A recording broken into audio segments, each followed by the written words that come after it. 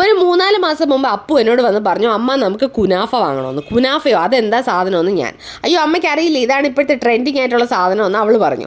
അങ്ങനെ എന്താണെന്ന് അറിയണമല്ലോ എന്ന് കരുതിയിട്ട് ഞാൻ ഗൂഗിളിൽ കയറി സെർച്ച് ചെയ്ത് നോക്കിയപ്പോഴാണ് ഈ കുനാഫ എന്ന് പറയുന്നത് ദുബായ് ചോക്ലേറ്റ് ആണ്, നാട്ടിൽ കിട്ടാനായിട്ട് കുറച്ച് ബുദ്ധിമുട്ടാണെന്നൊക്കെ അറിയുന്നത്. അങ്ങനെ കഴിഞ്ഞ ദിവസം അരുൺ ചേട്ടൻ്റെ ബർത്ത്ഡേക്ക് കേക്ക് വാങ്ങിക്കാൻ പോയ സമയത്താണ് അവിടെ കുനാഫ എന്ന് എഴുതി വെച്ചിട്ടുണ്ടായിരുന്നു കേട്ടോ. എന്നാൽ പിന്നെ കുറച്ച് നമുക്ക് ടേസ്റ്റ് ചെയ്യണമല്ലോ എന്ന് കരുതിയിട്ട് വാങ്ങിയിട്ടുണ്ടായിരുന്നേ. വെറും 100 ഗ്രാമിൻ്റെ സാധനമാണ് ഈ കാണുന്നത്. ഇതിൻ്റെ പ്രൈസ് വരുന്നത് 600 രൂപയാണ് കേട്ടോ. പക്ഷെ വീട്ടിൽ വാങ്ങിക്കൊണ്ട് വന്നിട്ട് കഴിച്ച് നോക്കിയപ്പോൾ ഈ ഒരു രക്ഷയില്ല കേട്ടോ, ഭയങ്കര ടേസ്റ്റി ആയിട്ടുള്ള സംഭവമാണ്.